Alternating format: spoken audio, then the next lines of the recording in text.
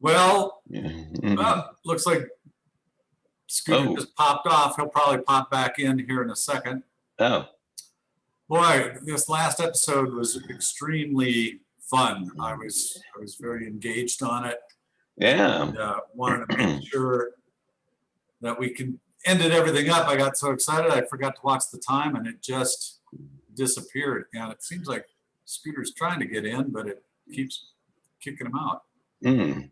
So, Joe, if you want to Yeah. continue your thoughts. Let's see here. I forgot my train of thought on that. Let's see. It's We been had a talked while. about so many. We had touched on so many different subjects. I think we're still dealing with the hotel collapse. Yes. Okay. Yeah. So I obviously buildings don't just collapse like that. I mean, we've seen this with. It just really amazes me how many people just will believe the stuff. I mean, we've seen this before with 9/11. We've seen 110 story buildings collapse in 10 seconds and turn to powder. It's just ridiculous. And you can even get on the internet and you can see a videotape that they have of this last building in Florida collapsing. It looked like the same thing. It looks like a professional demolition. Now, I don't know exactly what they're trying to hide or what they were trying to destroy. We may never know that. But there was somebody in that building, some kind of evidence in that building, something that they didn't want out, that they decided to get rid of it. Yep. You go to the bank with that. I agree with Joe 100%. We will most likely never know. However, this was a targeted assassination in which the casualty body count was over 100, but someone immediately and swiftly had to be removed in the middle of the night. And it was done so with precision, period. Whether that was a directed energy weapon or whether it was explosives, but what we are being told out of Miami is not adding up, especially after everything the media did for a decade to drill into America's brains of how a building is imploded, demolition, the process, etc. Yeah, absolutely. Well, and I was always a huge proponent of you guys are full of crap years ago. Until 9/11 and watching. Why we love you. Especially the very last one where Rudy Giuliani was in. It's unsafe. We got to pull the building. Tower 7. Yeah, that had very minimal damage, but somehow that thing came down. And then reading about what was in what was it, the missing $1 trillion from the Pentagon, and it just happened to be the same side of the Pentagon where a plane supposedly hit. And you guys know I'll fight tooth and nail. I watch air disasters. I look into NTSB reportings, but there is no wreckage. There was no wreckage of a 757 or whatever type of plane it was that hit the Pentagon. That's the one thing I will definitely agree with you on that. Everything else is still on the fence. Yeah, and there's a lot of anomalies. There's a lot of anomalies in that as far as the Pentagon goes. And the first red herring is Muhammad Atta's passport. If it is in the shirt pocket or suit pocket or back pocket of one of the terrorists flying the aircraft, how does the passport get through the tower, get through the fireball, get through the explosion, float to the ground, and have someone find it? Yep. It's impossible. And also, if you look at the report on that Pentagon crash, it claims that the plane was traveling nearly 600 miles an hour, somewhere a little over 580 something miles an hour. They're only designed. It was 530, but okay, it could I be. think it was. I'm pretty sure it was 580. It was nearly 600 miles an hour. It was the same. It was the same airspeed that they would have at cruising altitude, which would be 30,000 feet. And the only reason they can do that without the plane being torn apart at 30,000 feet is because there's less air pressure there. The air is a lot lighter. They can't fly that fast at sea level. Well, actually, be torn apart. Actually, they can. It's just getting it down to that level and opening it up. It's going to swallow a ton of gas because it's running richer. But the issue is these guys had very little training, just simulation and maybe a few flight hours. But to get that plane that low, as above the ground, the engines themselves would have hit the ground first. and Correct. they would have scraped the ground, ingested a lot of dirt. But I'm telling you, there were no engine parts, even at that speed and that close to the ground to have it. And again, Nothing in the recognizable. heroism of that morning, members of the Pentagon, including the Secretary of Defense, Don Rumsfeld himself, were out on the lawn helping to pick up the debris and help with the injured. Well, there weren't any injured outside. What was Rumsfeld and his team doing outside picking up debris? They were helping the wounded. Yeah, yeah. And he just died, Joe. Rumsfeld yeah, I know. just died in the last week. Right. Any secrets went with him. Yeah, absolutely. And the secrets went with him. Yeah, yeah. I mean, the anomalies just are they just won't stop with 9/11. I mean, we could talk for hours and hours and hours on the anomalies in that. We did for almost 7 years. Yeah, we did. We absolutely did. We absolutely did. And the thing is, I mean, I guess the point is, that type of thing is happening again with this alleged collapse in Florida. Buildings just don't collapse in that manner, and everybody in the professional demolition profession knows that. As a matter of fact, the people that are involved in professional demolitions, the companies, there's not very many companies that do that. They're just sitting there watching 9/11 when that happened. They were the first ones that said, "No way, that's not how. There's no way that buildings collapse like that naturally." And watch now part of the Great Reset as authorities have determined that this building is no longer suitable because it doesn't meet with requirements and standards. You're going to have to leave. Yeah. Eminent domain has been opened to a new level of, well, the engineers say this building isn't safe anymore, so we're going to have to take it over. You're free to leave now until you're not, and we're going to place you under arrest. Yeah. I guess it just really kind of amazes me, annoys me, and kind of makes me a little bit pissed off that the general public just don't ask questions. They just see stuff and they just take it at face value and say, "Well, I guess that's what happened. I guess the building just wasn't stable." It's like, come on, people, think. God gave you a brain. You're supposed to think. Just being conscious isn't thinking. Completely tangent, Joe, because there has been somebody who was very public, very wealthy, and is now very dead, who was speaking out about this, John McAfee. Right. Your thoughts? Well, I think that's pretty self-explanatory. I mean, that's kind of what that's what they do.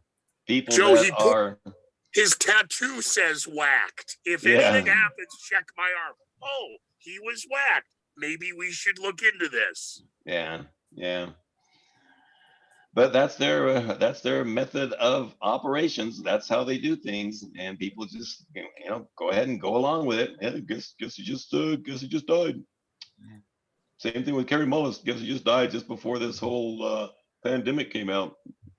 The Nobel Prize winner that actually created the PCR test just happens to die just before this whole thing. Hey, by the way, happens. Joe, that doctor now, they are starting to talk about the guy who invented the PCR test in the media, the mainstream.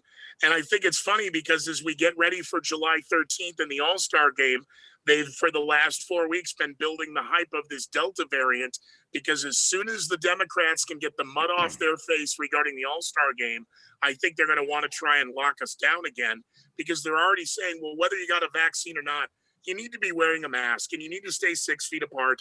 And the hospitals are getting overrun again. And we shouldn't have opened. We should have stayed closed because people are still dying. Yeah, well, look at what they're doing. It just amazes me what they're doing. If it wasn't so sad, it would be kind of funny. So that they're trying all these like game show host tactics to get people to go take the jab. Hey, we'll give you a free donut. Hey, we'll give you a free lap dance. Hey, go get the jab and we'll give you this free this and free that. Where? Yeah, Where? I know. Yeah. See, here's the thing. That marketing gimmick didn't work because apparently people weren't doing it. Because remember, to them, we're like lab rats. So they're going away and they're giving away this free stuff. We go get the jab and they're doing a test to see how many people will do it. So apparently it wasn't going over very well. People weren't going along with it because the people that aren't going to get it. And the people who are going to get it are afraid, and they think they're doing the good thing, are going to go ahead and get it anyway. So this whole marketing campaign, giving away free donuts and free hamburgers and free lap dances, that wasn't working. So what do? Well, they scrap that and they say, hey, let's go to a variant. The virus is now mutating. Well, so Joe, and now they're need saying some there's booster shots now. America, the vaccinated and the unvaccinated. That's the two Americas. Fauci said that on Meet the Press on Sunday morning, July 4th, excuse me, Meet the Press, Sunday, July 4th, that was taped on Friday, July 2nd. Yeah, they're doing it intentionally. They're trying to divide us intentionally, and that's what they're doing. They're trying to have the people that have the jab in one camp and the people who don't want the jab in another camp. And of course, the ones that don't want it, they're the bad guys. They're the ones why this is keep going out there, because you know what? They're endangering everybody's life and all that BS. That's where they're going with this. If you got the jab, why am I a threat to you?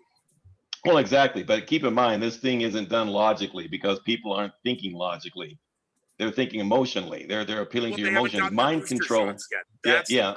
Yeah, mind control is done emotionally. It's not done logically. I mean, you can pick this whole thing apart logically, and it's still not going to convince the people that are under mind control, under it, because it's appealing to their fear and their emotions, not logic. Because logic will tell you this is all a bunch of BS. No, and you're right. It's not about the facts. It's all but impossible to change somebody's belief system. No. Yeah, that's right. That's and exactly that, right. No, I believe that Fauci's telling me the truth, or I believe Fauci's lying, or I believe Rachel Maddow, or I believe Forrest Tucker Carlson, sorry. Forrest Tucker, F Troop. What the hell was that? Sorry. A belief is almost impossible to change of someone else unless that person changes their belief.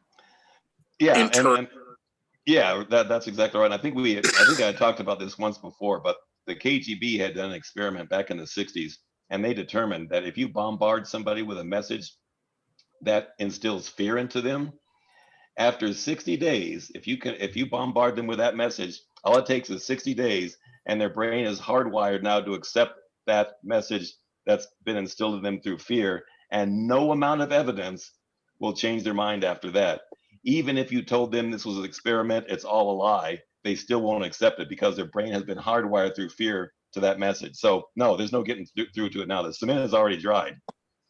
And all right. This was a mind control experiment that they determined back in the 60s. No, all it takes is 60 days, and their brain is now wired for this, hardwired, and they won't get out of it. All right. Well, you brought up the Russians and the mind control. So where are we in the world of mind control, and how are we directing the masses when it comes to now all of these cyber attacks that are allegedly originating inside Russia? Well, keep in mind, they always need an outside threat. Yep. It's always the Russians. We've always been at war with East Asia. Always. They always need to point the finger someplace else. And the reason why they do that is because they can't say, hey, the threat is coming from inside your own country. It's coming from your own government. Because if people knew that, then there would be an uprising. They don't want an uprising. There's always somebody else. So we point the finger at Russia. We point the finger at China. China points the finger at us. Russia points the finger at us to their citizens. So it's always an outside threat, even though the collaboration is between all these nations. They're all controlled by the same international bankers, but they always have to give you an outside force, an outside threat, because then the people within the country will band together, not being aware that it's your own government that's doing that. You'll support your own government. That's why presidents and their approval ratings skyrocket every time there's a war, because people band together and support their own government, and they're oblivious to the fact that your own government is part of this. Right. It's actually brilliant if you think about it. I mean, it's pretty sad that people fall for it, but it's a pretty good strategy, because they've been doing this for time immemorial, and it always works. George Bush 43 had one of the lowest approval ratings in presidential history. September 11th, 2001 happened, and he had a 92% approval rating, because he stood on a pile of rubble and said, "We all heard you, and soon the terrorists will hear you. Now, Joe, I can't believe I'm remembering all this because we were joking in the last episode how many shows, and we talked about 9/11, but that George Bush was nothing more than a cheerleader, as he was at Yale and Skull and Bones, but he was doing that mind control cheering nonsense at Ground Zero on the pile there with the firefighters. That's right. That's right. And also, let's not forget that Marvin Bush was in control of SecureCom, which was the secure. And Neil.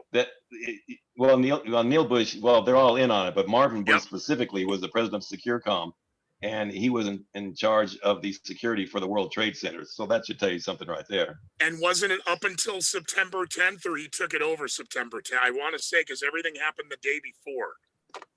Well, he had been. You mean as far as being in control of security for the buildings? Oh no, I'm thinking the guy, the guy who was in charge of the towers who died was put in place. The things again, like FEMA was on the ground the night before, Right. and certain job titles went into effect that Monday morning, Okay. September 9th. Yeah, wasn't 9/11 on a Tuesday, or was it a Thursday? It's Tuesday. I believe it was a Tuesday, if I remember right.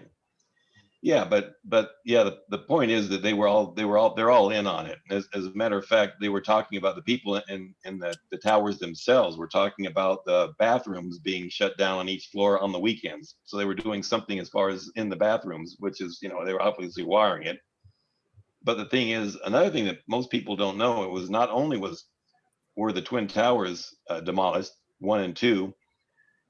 A lot of people don't realize that another 46-story building, Tower 7, World Trade Center 7, was destroyed. But keep in mind, there were 7 World Trade Center buildings, and they were all destroyed. People don't know that. There were 7 buildings, not just 3. There were 7. Correct. And they were all destroyed. Correct. Even the low-lying ones, which is really bizarre to think about. Yeah. And that was all because of Silverstein. He had taken possession of the complex. The reality was that the buildings were toxic and hazardous. They were not well designed for the 21st century cyber world. And they were big elephant turds in Lower Manhattan. And the cost to remove and replace, only an act of God or an act of terror could have changed to create what is now the Freedom Tower. And that's exactly what happened. And in the grade of who benefits or que bono, of course, it was Silverstein.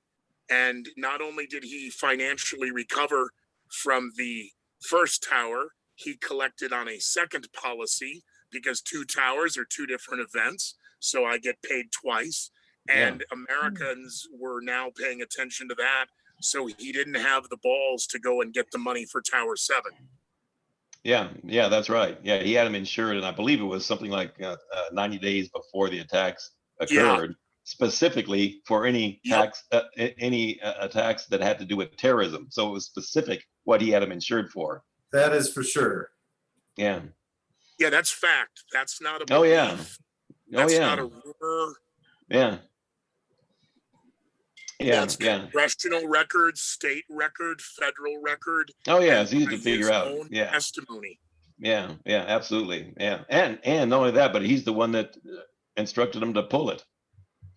Well, it's such a tragic loss of life that day. Yeah, that's right. Yeah, that's what he was saying. We had a meeting, and the decision was made, and so we pulled it. Yeah, right. And just like we were talking about earlier, that was released intentionally as well. That was not by accident. They wanted him on record, and they wanted people to see that. Even people generally, if you tell them about it, they go, "Oh, I remember seeing that." Well, yeah, it was all over the place, but that was released intentionally as well. Almost 20 years later, and I almost verbatim quoted him. I'm looking down. I'm still wearing white shoes, and my legs are covered in goosebumps. You did. I know. Yeah, I remember that. I remember sitting in your apartment going over and watching, and then all of a sudden, guess what? None of those tapes are still available. That's right. Well, copyright infringement. They're offensive and hate speech and racist. Yeah. That's what really blows my mind. Absolutely blows my mind. Well, it's the same thing, and keep in mind, this is status quo for them to do that. They've done that with the Apollo moon landings too. All the telemetry data has been lost. They don't know where it is. The original videotapes. Nah, we don't know where they are. Yep, they're lost. We don't have them anymore. Destroyed. Yeah, we don't know. NASA doesn't know where they are. So you're trying to tell me that the biggest achievement, the biggest engineering achievement of all time, landing on the moon, we don't have any of the telemetry data anymore. Yep, Again, the that's what they're saying. radiation suits that allowed the astronauts to step foot on the surface of the moon in the 80s with Chernobyl, the Soviets asked NASA if they could use the suits, borrow the suits, have the blueprints for the suits. NASA said no. Yeah. And then when we had Fukushima, Japan reached out to NASA and said, please, for the love of God, we've got workers who are melting. Can we please have the suits? No. Right. Then we find out we don't have the suits. In fact, the Smithsonian, the National Aeronautics Space Administration Museum, and all of these spacesuits that are on display being alleged that this suit was worn by so-and-so turn out to be replicas. Right. Yeah, that's right. That's right. And nobody smells a rat. No. that's what just blows my mind about It's the American public. Joe. They're just covering up their stupidity. They're not covering up a conspiracy. Yeah, that's just really what blows my mind is just the population in general just will accept stuff like this with no questions asked. And I just don't get it. I can't wait for new listeners and viewers of this to go, all right, wait a minute. The spacesuit story isn't true. And they're going to go good. They're going to like, oh my God. Yeah. We've all been conned. We're going to take the kids to the Smithsonian so they can go look at the suit. Well, I can go online and order a replica. What do I got to go to Washington for? Yeah, that's right. Exactly. So, it's getting to the point. I think I've mentioned this before. At first, I was kind of just kind of angry with I should say maybe 0.5% of the population that's controlling all this stuff. The people that are doing it, the people that are lying to everybody, the people that are deceiving the people. At first, I was really mad at those people. Now, I'm not so much mad at them. I'm more mad at the American public in general. Agreed. They're not asking questions, that they believe this stuff, that they can sit there and look at this and swallow it with no questions asked. And when we ask questions, there's something wrong with us. Those are the people that I'm starting to be most aggravated with. The people that are swallowing this stuff. It's kind of like the people from Nigeria that send you those fake emails that wants you to donate your life savings to them. Okay, so I'm kind of annoyed with that, but I'll be more annoyed for the people that actually gave them their life savings. What the heck are you people thinking? How can you buy Joe, this? What the hell's wrong with you? Okay, we can be mad at Grandma because she was stupid enough to do it. I'm more furious with the media that quickly jumps on the bandwagon of, well, the problem starters were here on the ground. Nancy Smith, 81 years old, lost her money. And, we got a GoFundMe set up so we can all give her money back so she can go out and be stupid again. And, Senator so-and-so has imposed new legislation that will require everyone get free internet. And you're all going to have a password so this can never happen again. I mean, this is problem reaction solution. They just pull out the solution out of the drawer as they find the crisis to gin up, and they find these stupid broadcasters who are willing to collect a paycheck and go along with the narrative to go along so we can all get along. Basically, yeah. Basically, that's pretty much how it works. So, yeah, I'm just not really optimistic about things because I think the cement has dried. I think that when we first started doing this, I think that there were people that were coming on board. There were people that were willing to listen. There were people that were willing to logically think. But now I think the cement has dried. There's Agreed. The sides have been drawn. Yeah, I think so. Up. I think so. You either get it or you don't. And there's no convincing people anymore. I just not very optimistic about where this is headed. If you remember the movie Mars Attacks when they went out to the desert and then they arrive? I don't remember that one. That's all right. So we're out in the desert and there's a group of people and there's a radio tower in the little Radio Shack, but suddenly a giant spaceship appears. But suddenly everyone in the ground realizes that the man inside the Radio Shack is just producing a holographic image of a UFO. The people on the ground, as someone, an idiot like me, who goes, look, see, it's a hologram. That's just the guy making the hologram. The mob turns on the individual to point out that's what the aliens want us to think. You're an idiot. That guy is not responsible. Those are aliens. No, that guy's created. You're nuts. You need mental help. You need medication. You need to have your guns taken away from you. Yeah. But he's creating a hologram that's making you guys think that that's a UFO. Right, right. Well, once again, predictive programming, we see a lot of truth in movies, TV. They actually tell us what they're doing. Soylent Green, you know? I didn't want to think about Soylent Green. Thank you very much. All right. Okay, we'll go there another time. We won't go there right now. But I mean, yeah, all I'm saying is that these things, once again, and logically, it would have to be all the same people that are doing this, because they wouldn't be able to predict something unless they were in control of the movies and the government and the media. They have to be in control of all three of them to get this thing to work together. So That all these they people are doing, that's for sure. Yeah, right, exactly. So hopefully we've opened some eyes, but I'm not so confident anymore. Like I say, I think that the cement has dried. People either get it or they don't. So we're either preaching to the choir, or the rest of the people are going to say, yeah, you guys know what you're talking about. You're crazy. You're tinfoil hat Very wearers. quickly, Google or search engine, Soylent Green is set in what year? Was Soylent Green 2020? I think it wasn't it 2020. I think it was. I think you're right about that. I'm still remembering the Charlton Heston, Edward G. Robinson, the death sequence. Spoiler alert. Because of just the relationship those two men had with each other, and what was lucky enough for viewers to get captured on film, if they know the backstory of Edward G. Robinson. And Maurice Evans, a fantastic actor in his own right. But what a world it would have been with Edward G. Robinson as Dr. Zaius and not Maurice Evans. Because Soylent Green was his last movie. Major goosebumps. But yeah, isn't Soylent Green set in 2020? Soylent Green is set in the year 2022. 22. Okay. Oh my God! Where society has been ravaged by climate disasters, overpollution, and overpopulation. And only the wealthiest people in the world can afford natural food. Although the book was set originally was written in 1966, and it was set in the year 1999. Okay.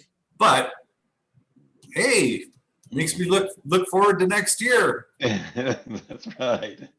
Whoop, whoop. Yeah, that's right. Yeah. Yeah. That just scares the living bejesus out of me. Now I remember the suits. My God, the elite were wearing those Mao suits. Yeah, that's right. Yeah. Oh God, now I gotta go rewatch the movie. I don't feel well. Yeah, yeah, a lot of symbolism in those movies. I mean, once again, predictive programming. They're telling you what they're going to do beforehand, and that's what their rules are. That's what the rules are of the occult. They have to tell you what they're going to do. Okay, so I was joking with this with a buddy of mine from LA. We've all been promised for it. You're talking about preconditioning. We're going to run out of time. Yeah, we are. And the zombies. What is the possibility that the jab actually creates the zombies, Joe? Well, you know, I'm not putting it past. I'm telling you, I think there's a lot of things that are going to be happening here with people, and it's not going to be good. Because we know that they want depopulation. Bill Gates has actually said that. So we know that they want to eliminate part of the world's population. We know they think it's too crowded. So we know what their agenda is. Well, I agree that we're overpopulated. That's for sure. So they want to take the world's population. We got about 7 billion people in the world right now. They've even said that they want to take the world's population down below 1 billion. 500 million. Yeah, 500 million, right? Below 1 billion, right? Exactly. So we know what they want. They've already said what they want. Bill Gates has just stood up and said that that's what he wants, and yet he's behind the vaccine, and everybody's saying, "Oh, I'll go get it." Come on, people, wake up! They're telling you what they want to do to you. Oops.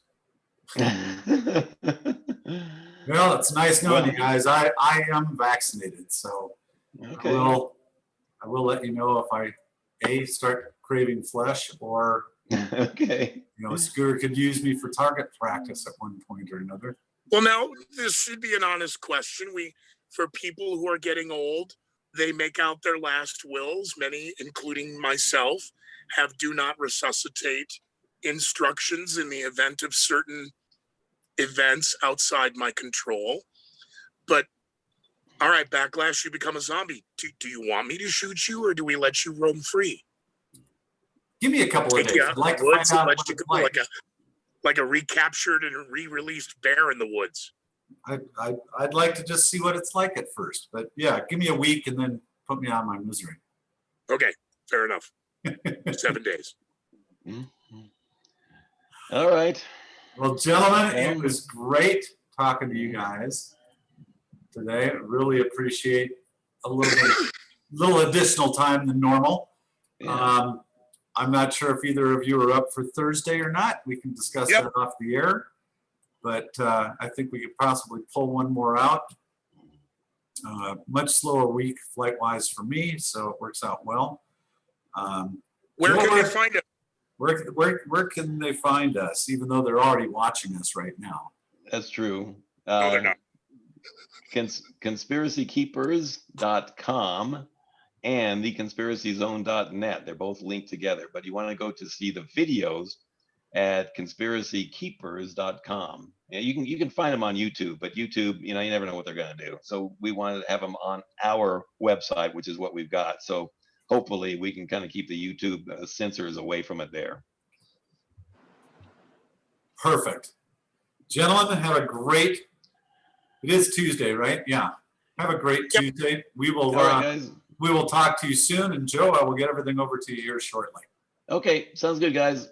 All right. Hail Boreas, hail the Volk.